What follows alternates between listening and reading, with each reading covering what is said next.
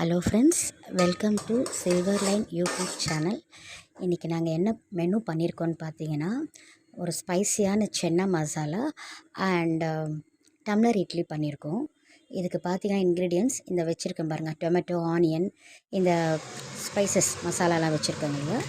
இதை நம்ம நல்லா மிக்சியில் நல்லா பேஸ்ட் பண்ணிவிட்டு ஆயில் நல்லா ஹீட் ஆனதும் இதை அதில் போட்டுட்டு நல்லா ஆயில் மேலே வர வரையும் நம்ம அதை நல்லா வதக்கி விடணும். அதுக்கப்புறம் இந்த மிளகாத்தூள்னால் நாங்கள் மிளகா தனியா ரெண்டுமே சேர்த்து தான் அரைப்போம்.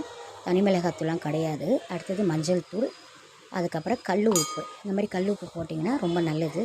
இதெல்லாம் சேர்த்து இதில் ஆட் பண்ணிவிட்டு நல்லா இதை ஒரு முறை கலரி விட்டுட்டு அதுக்கப்புறம் அந்த மிக்சியை நம்ம கிரைண்ட் பண்ண அந்த வாட்டர் இருக்கும் அதை அலசி இதில் ஊற்றிட்டோம்னாக்கா இது நல்லா பச்சை வாசனை போக ஆகும்போது இந்த வேக வச்ச இந்த வெள்ளை கடலையை நம்ம அதில் போட்டுட்டு நல்லா இந்த மாதிரி கலரிட்டு ஒரு 10 நிமிஷம் கழிச்சோன்னா அது நல்லா கிரேவியாக மாறிடும்.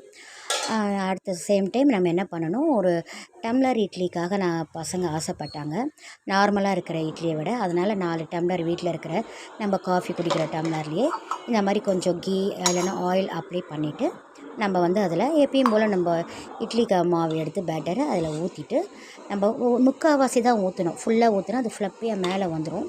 ஸோ இந்த மாதிரி ஒரு முக்கால்வாசி நம்ம ஊற்றிட்டு இட்லி குக்கர் நம்ம நல்லா அதுக்கு முன்னாடி அதில் தண்ணி ஊற்றிட்டு நல்லா அது பாயில் ஆகும்போது இந்த டம்ளரை நம்ம உள்ளே வச்சிட்டோம்னா ஒரு ஹார்ட்லி 20 மினிட்ஸ் இது நல்லா நம்மளுக்கு பாயில் ஆகி வந்துடும்.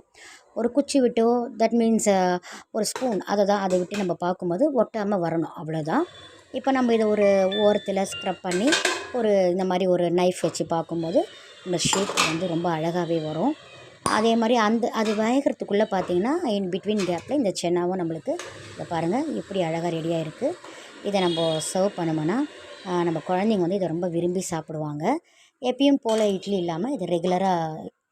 Okay, thank you.